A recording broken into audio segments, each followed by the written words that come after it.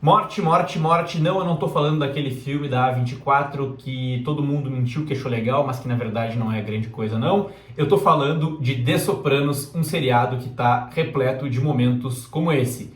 Eu já falei aqui, por exemplo, da morte que deixou The Sopranos uma série diferente de todas e que mudou a história da televisão para séries que vieram depois. E já fiz, inclusive, um vídeo falando sobre aquelas que eu acho as top 5 mortes mais chocantes desse seriado que a gente tanto gosta, e eu tô aqui para fazer uma parte 2, porque a gente poderia fazer até uma parte 3, 4, 5 sobre mortes que foram chocantes e que foram muito bem feitas e que foram absurdas em diversos aspectos ao longo desse seriado. E hoje eu vou fazer aqui então esse segundo vídeo que eu tô prometendo já faz um tempo, como aliás eu tô prometendo os vídeos de análise da segunda temporada que estão vindo aí, eu prometo que eles vão chegar. Enquanto isso, assistam os vídeos da primeira temporada e clique aqui para saber mais sobre o clube de membros aqui do canal, que foi feito especialmente para quem é fã de The Sopranos e é uma forma de ajudar aqui o meu trabalho, beleza?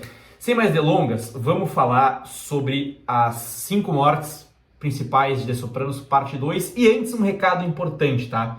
Eu já vou logo avisando que a última morte que eu separei aqui como a melhor dessa lista, talvez, melhor no sentido de ser a mais chocante, né? Tem um detalhe especial sobre a história de The Sopranos que talvez você saiba, mas muito provavelmente você não percebeu ainda, beleza? Se inscreva no canal, ative as notificações e bora para o nosso vídeo. Eu começo esse vídeo aqui com uma das mortes que mais me chocou e mais me revoltou, e eu acredito que tenha acontecido isso com vocês também. É a morte da Tracy, que ocorre no 6º episódio da 3ª temporada de The Sopranos. A Tracy, para quem não se lembra, é uma das dançarinas, a garota de programa ali do Bada Bing, que ganha um enredo próprio ali porque ela se envolve com um dos grandes antagonistas do Tony ao longo da série, o Ralph Cifaretto, um personagem doentio, mas que ao mesmo tempo era muito legal de se acompanhar, de tão bizarro que ele era, mas ele era um cara podre, assim, talvez um dos mais podres que apareceu ao longo do seriado, e fica muito claro isso nessa cena aqui. Ele se envolve com ela, obviamente, ele, como outros caras que se envolvem com essas mulheres ali, ele não pretende ter um futuro com ela. E elas meio que sabem disso, mas essa menina, que é uma moça bem jovem, acaba assim, se apaixonando por ele. Ela é avisada e tal, para não levar muita fé, só que ela se apaixona e não só isso, ela engravida dele. E aí, a gente espera no mínimo um tratamento... A gente não acha que ele vai assumir ela, que eles vão se casar nem nada assim. Mas que a gente vê, por exemplo, o Tony trata essas mesmas mulheres com um pouco mais de respeito e tal. E o Ralph, ele é o lixo do lixo nesse sentido. E, cara, não só ele trata ela muito mal, bate nela, como ele acaba matando a Tracy de uma forma absolutamente violenta. Ele mata ela a pancadas, né? E o que torna pior essa morte ainda é porque logo depois que eles falam sobre o filho que ela está esperando, ele dá a entender para ela que ele vai ficar com ela, que ele vai botar o nome do filho, se for menino, vão dar o nome dele, e aí ele acaba rindo da cara dela, que se irrita, né? Acaba agredindo ele, e ele vem para cima e basicamente ele mata ela, batendo com a cabeça dela num guarda-reio ali, espancando ela até a morte. É uma cena brutal, cara, uma das mortes que mais me chocou assim ao longo do seriado e que nos dá um certo alívio depois, porque o Tony espanca o Ralph ali e tal, mas ele merecia muito mais, né? It's a girl, we'll name it Tracy after you. This way she can grow up to be a cocksucking slob, just like her mother.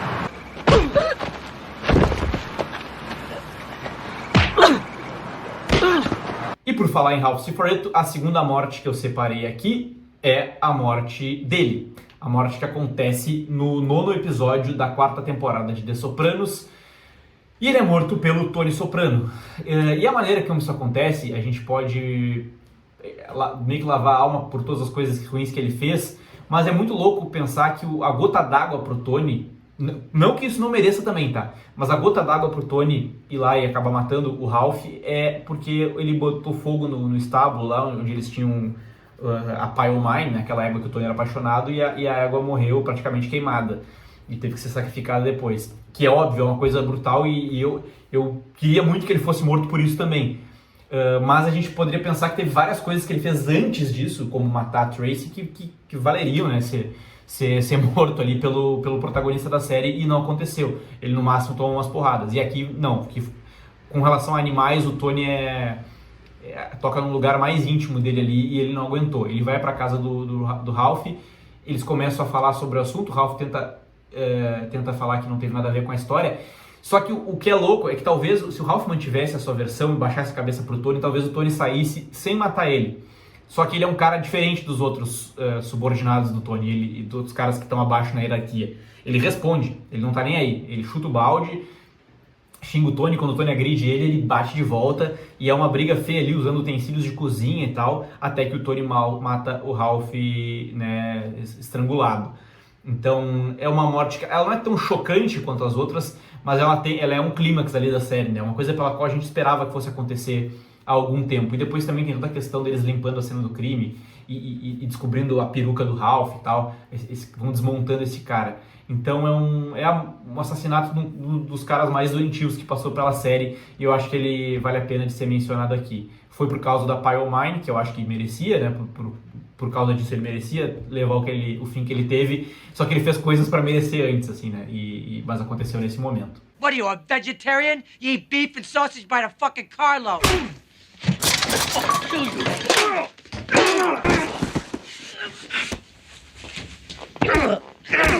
Beautiful innocent creature, what did she ever do to you?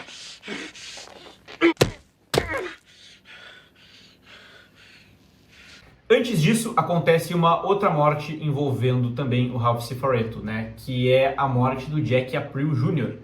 E, cara, essa morte, ela me chama muito a atenção por alguns aspectos. Primeiro, pela naturalidade que o Tony lida com ela, colocando nas mãos o Jack April Jr., ele vinha fazendo...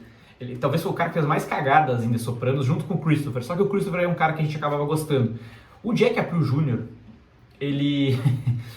Cara, ele era um dos caras mais burros que já passou por The Sopranos e assim, é foda julgar o trabalho dos atores e tal, mas eu acho um dos piores atores que participou da série. Não sei se o personagem não combinou tanto com o cara, e o cara era bom, mas assim, julgando pela entrega que ele faz em The Sopranos é péssimo, assim. Principalmente a maneira como ele fala, my father. Tem um compilado de vídeos no YouTube dele falando meu pai.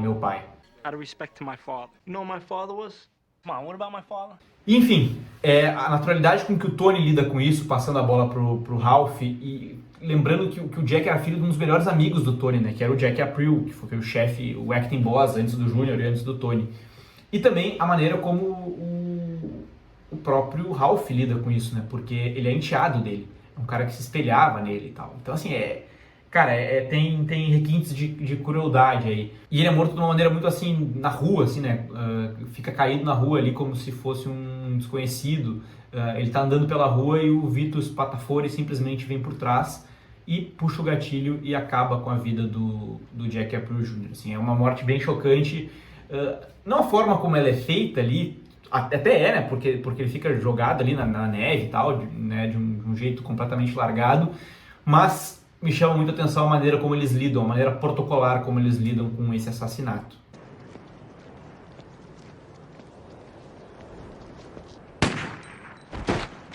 Um cara que certamente a gente queria ver levando um fim, queria ver levando a sua lição, digamos assim, ao longo da série, vai morrer somente no último episódio do seriado, né, no Made in America, no 21º episódio dessa sexta temporada, né, que é dividido em 2 partes. Tô falando do Phil Leotardo, que é um cara que vai rivalizar com a gangue do Tony ao longo das últimas temporadas da série e que, né, tem um envolvimento direto com a morte que eu vou falar por último, tá? Que é a principal que eu separei aqui. E a gente esperava ver o Phil sendo morto e tal, que finalmente houvesse uma vingança quanto a isso, mas, cara, a maneira que é feita, com a coisa toda é feita, é muito chocante mesmo. Porque é quase que feita de uma forma infantilizada. Ele tá num posto de gasolina, ele desce do carro, tá falando com a esposa e com os netinhos que estão atrás, fazendo vozinha de criança, e vem um cara e simplesmente puxa o gatilho na cabeça dele, ele é morto na frente da esposa. Bye bye. Wave bye bye, Grandpa. I should get a 60-day supply of the planet. Não que a gente fique com pena, porque ele fez coisa assim e pior com outras pessoas ao longo da série, mas é todo o contexto ali, né, que nos deixa chocados. E aí, para piorar, ele sai do carro, ele cai no chão, a mulher sai do carro para ir socorrê-lo, sei lá, gritando, ver o que aconteceu.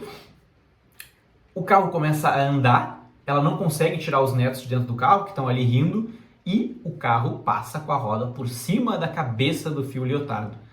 E aí tem uns caras que estão do outro lado da rua ali, que veem a cena e um deles acaba vomitando, assim, né?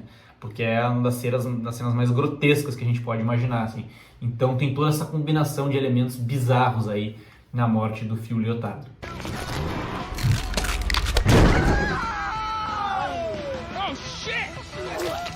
E o Phil Leotardo é protagonista na morte, eu considero a mais cruel, uma das mais cruéis, né? Mas talvez dessa lista seja a mais cruel de todas, que é a morte do Vito Spatafori, que foi morto basicamente não, ele foi morto por isso, porque os caras descobriram que ele era homossexual. E ele traía a prima, se não me engano, do Phil, ele era parente, né?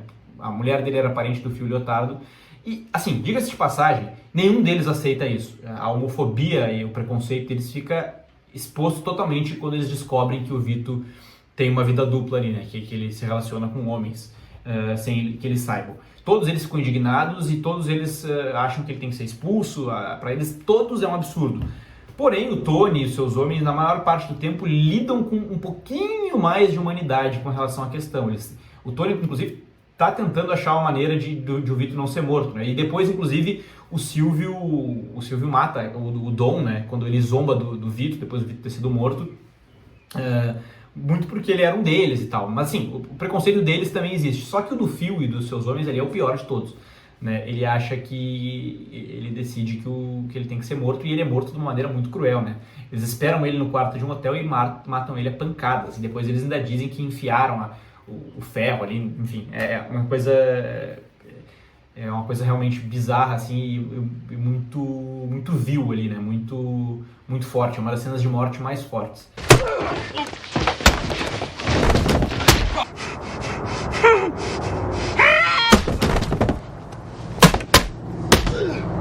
Essa pra mim é a principal da lista, mas ela tem um detalhe que eu não comentei, e que eu acho que talvez vocês não tenham percebido.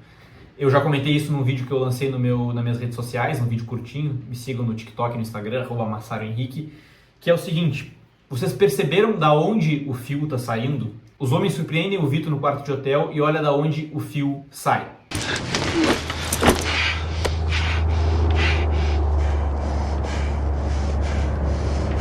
Exatamente, ele saiu de dentro do armário e isso criou uma coisa meio sugestiva de que ele era um cara que vivia a sua vida dentro do armário, e daí por isso o preconceito dele ser ainda mais enraizado nele, de uma forma ainda mais doentia do que nos outros. E sim, o Dave Chase chegou a comentar isso, dizendo que o Phil Leotardo era um cara homossexual, enrustido, um cara que nunca se abriu com relação à sua sexualidade, e essa cena não foi de graça, ele tá saindo de dentro do armário porque de fato ele era um cara que vivia a sua vida dentro do armário. E isso é uma questão que eu acho que torna a coisa toda ainda mais, que dá mais uma camada de complexidade para esse assassinato. O que vocês acharam dessa lista? Comentem aqui embaixo, eu sempre gosto de ler os comentários de vocês. Até o próximo vídeo, era isso que eu tinha para dizer hoje e tchau!